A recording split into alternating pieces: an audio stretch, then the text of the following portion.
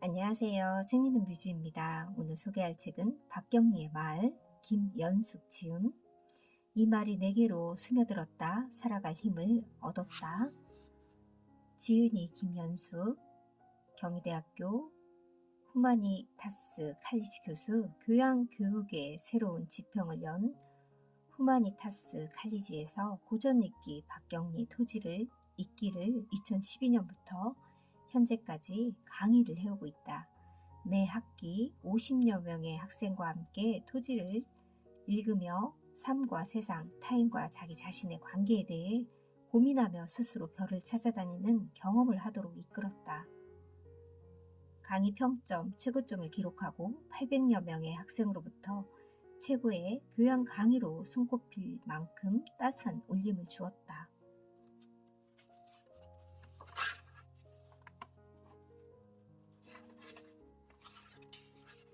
차례에 들어가는 말, 나에게 스며드는 말, 질문하는 젊은이를 위하여, 우리 곁에 있는 사람, 나에게 스며드는 말, 살아있다는 것, 세상을 살았다는 것은 무엇일까? 내게 살았다는 흔적이 없다. 그냥 그날이 있었을 뿐 잘 견뎌내는 것은 오로지 권태뿐이야.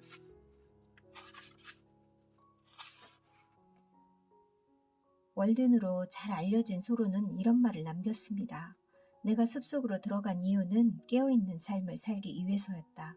호숫가에 오두막을 짓고 소박한 먹거리와 검소한 생활 방식을 택했던 소로, 그가 말한 깨어있는 삶이란 필연적이고 존재 이유가 있는 것만을 존중하는 삶, 그래서 자기 삶의 진정한 의미를 찾는 것이었습니다. 그래서 가능한 한 모든 것을 단순하게 만들기, 최소한의 조건만 갖추고 생활하기, 그런 가운데 하나하나를 온전하고 진실하게 경험하기 등과 같은 삶을 극한으로 몰아세우는 스파르타식 삶을 주장했습니다. 소로가 말하고 행했던 깨어있는 삶은 그야말로 삶의 본질을 대면하자는 것이었습니다. 그러기 위해서는 무엇이 본질인지를 스스로 깨달아야만 합니다.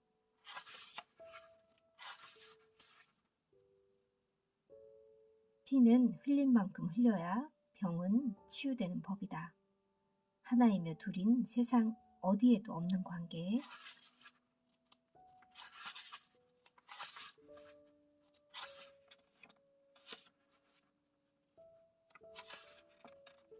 의료사회학자 아서 프랭크는 39 나이에 심장마비, 40에 암을 겪으며 자신의 고통과 질병에 대해 깊이 성찰합니다.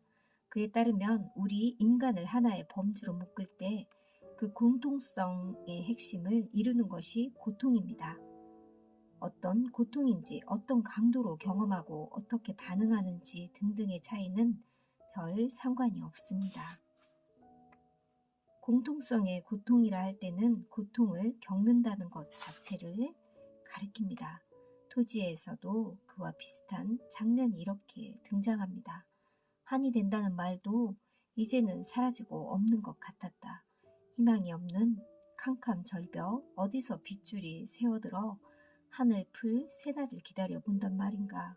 삶의 의지를 잃은 사람은 비단 성환 할매나 박서방뿐만은 아니었다. 채서희도 지금 평사리에 내려와 있었다.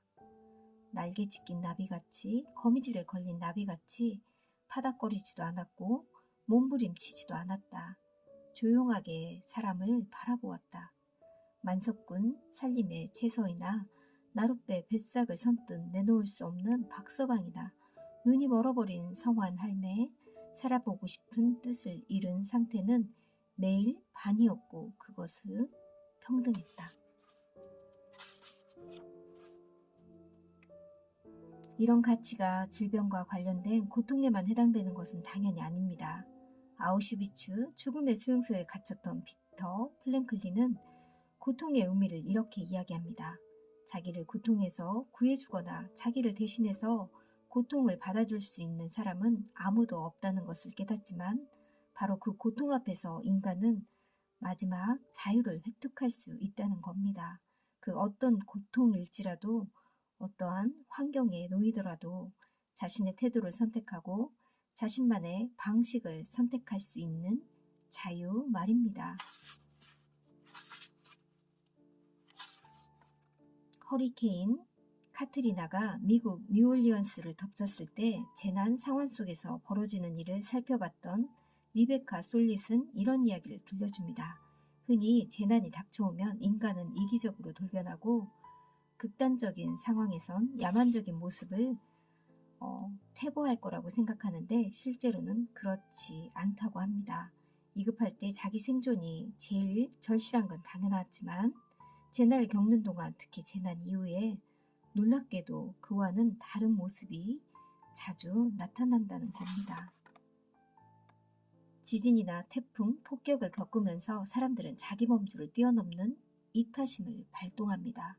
그래서 가족과 친구만이 아니라 낯선 이웃과 알지 못하는 타인까지 도와주고자 스스로 나섭니다.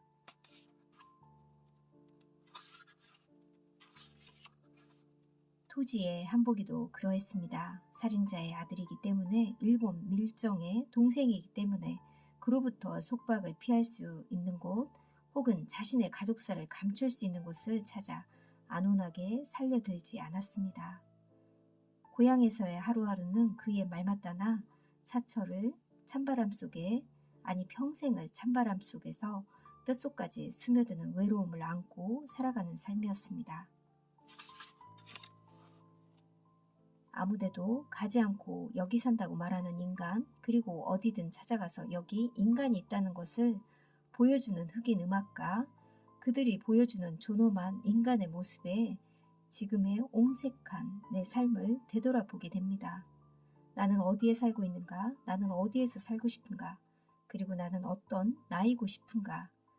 한복의 말, 나는 여기에 살기다 라는 말, 저 말을 나는 어디에서 외칠 수 있을까요?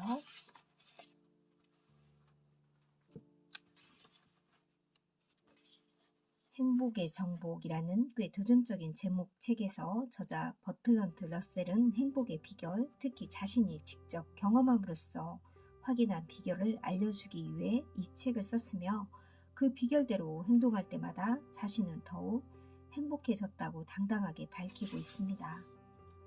러셀은 자기 집착과 자기 도취에 빠져있는 이들을 자기 안에 갇힌 사람이라 부르며 자기 중심적인 사람에게는 걱정 심리학의 공통 구조가 있다고 지적합니다.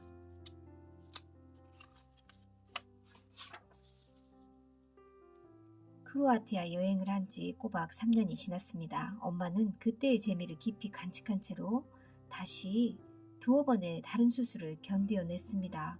또한 지금껏 크로아티아 어느 카페에서 먹었던 삶은 계란을 생생하게 떠올리시곤 합니다.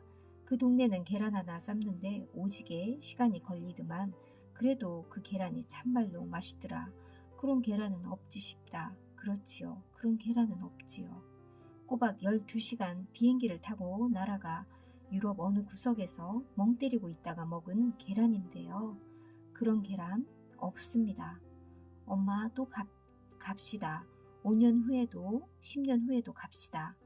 엄마 맘속에 있는 사는 재미를 끄집어내어 두 활개치고 훨훨 행깁시다. 환하게 웃으면서 말입니다.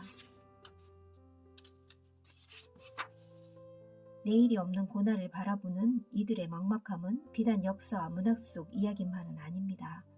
예사로운 하루하루를 사는 우리들이 시시때때로 마주치는 답답함도 내일과 관련될 때가 많습니다.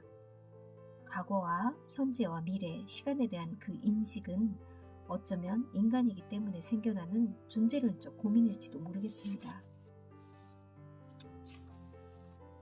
누가 봐도 아름답고 화려한 여자, 누가 봐도 추물 같은 여자의 대조적인 모습입니다. 그런데 박경리 선생님은 이런 막다리에게 눈에 보이지 않는 당당함이 있다 합니다.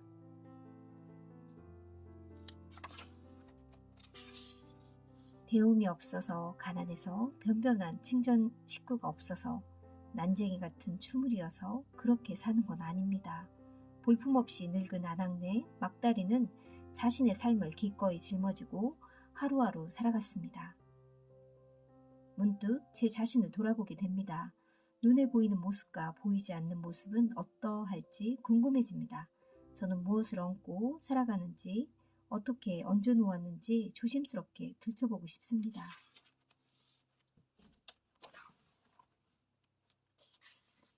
누구에게나 같은 시간, 어디에서나 같은 시간이란 실제로는 인위적인 시간일 따름입니다.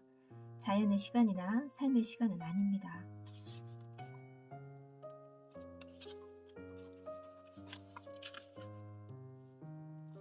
일에 대한 더 희한한 말도 있습니다. 노동이 그대를 자유롭게 하리라. 얼핏 일이 보배다라는 말과도 비슷해 보이지만 이 말은 놀랍게도 아우슈비츠를 비롯한 유대인 강제 수용소에 붙어있던 표였습니다.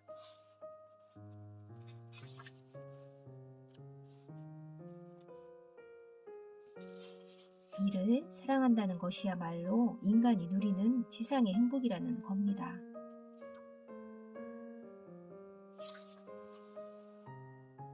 박경리 선생님의 말은 그래서 또다시 마음에 스며듭니다. 내 육신 속의 능동성은 외친다. 자꾸 외친다. 일을 달라고. 세상의 게으름뱅이들, 놀고 먹는 족속들 생각하라. 육신이 녹슬고 마음이 녹슬고 폐물이 되어간다는 것을, 생명은 오로지 능동성의 활동으로 존재한다는 것을 잊지 말아야 할 것이다.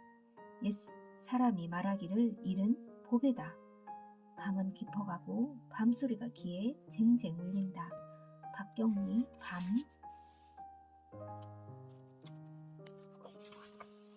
나이 들면 들수록 이 세상에는 거짓말이란 없다는 걸 난 깨닫게 되었어.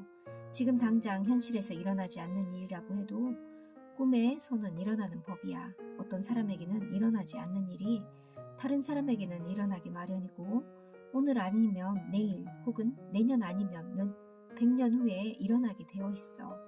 무슨 차이가 있어? 중국 남송시대의 선사 대예스님은 깨달음을 구하는 자들에게 이렇게 말했다고 합니다. 마음보가 똑똑한 자는 도리어 똑똑한 마음보가 장애가 되어 깨달음을 한숨에 터뜨릴 수 없습니다. 이제야 왜 잘난 사람들은 일을 못하는지 알겠습니다. 아니, 잘난 사람은 일하지 않는다는 것을 알겠습니다. 그리고 나야말로 헛똑똑이었음을 깨닫습니다. 지금 당장의 이익만 꼼꼼히 챙기려 들고 심지어는 착하다는 말조차 손해될까 듣기 꺼려하는 헛똑똑이었던 겁니다. 이런 헛똑똑이들 대신 한보기와 강세, 전태일, 김펠, 그리고 이름도 남기지 않는 수많은 바보들이 우리가 살고 있는 이곳을 만들고 온전히 지켜왔다는 것도 저는 이제야 알겠습니다.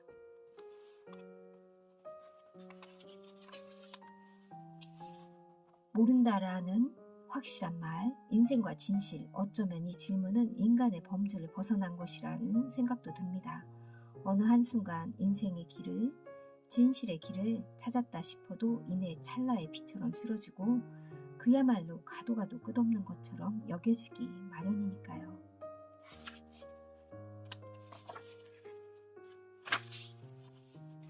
토지에는 고달프게 살아가는 사람들이 참 많습니다. 그 배경이 일제 강점기이니 대부분 억압받는 식민지 처지라 그러했습니다. 그 중에서도 가난하고 의지 가지 없이 외로운 이들은 더욱더 힘들기 마련이었고요. 그런데 저 인용문에서 책을 구원으로 숨쉴 통로로 삼았다는 사람 손영광은 백정의 자손이라는 이유로 한층 고달프게 살았습니다. 글 쓰는 나는 왜 쓰는가? 글쓰기 앞에서 누구든 부딪혔을 진물입니다. 박경리 선생은 이러했습니다. 문학은 선생에게 무엇입니까? 왜 작가가 되었습니까? 라는 질문 앞에서 인생 자체가 문학이에요. 문학을 내 인생과 갈라놓지 않아요. 문학이 제 인생이고 제 인생이 문학이라고 합니다. 토지 서문에서는 나는 표면사항으로 소설을 썼다라고 덤덤히 말합니다. 그리하여 어쩌다가 글 쓰는 세계로 들어가게 되었고, 고도와도 같고 암실과도 같은 공간, 그곳이 길이 되어주었고 스승이 되어주었고 친구가 되어 나를 지켜주었다라고 한평생을 회고하기도 합니다.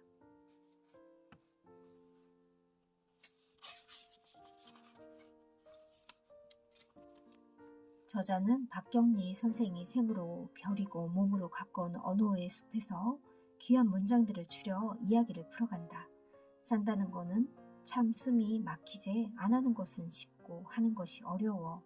같은 말은 수시로 서름이 왈칵 쏟는 약한 몸에 힘을 길러주는 보약 같고, 왜라는 질문이 없으면 문학도 종결되는 것이라는 말은 쓰는 이유를 일깨우는 종소리와 같다. 또 박경리의 말이 카프카의 말, 조지 오웰의 말, 아서 프랭크 말 등으로 연결되고 굽이쳐서 기어이 삶의 바다에 이르는 여정을 읽는 기쁨을 안겨준다. 이 책에서는 토지 소설, 그 사람의 캐릭터 이야기들도 중간중간에 나오고요. 이 책을 읽고 저는 경남 하동의 토지마을 촬영지를 한번 구경 가고 싶다는 생각이 들었습니다. 감사합니다.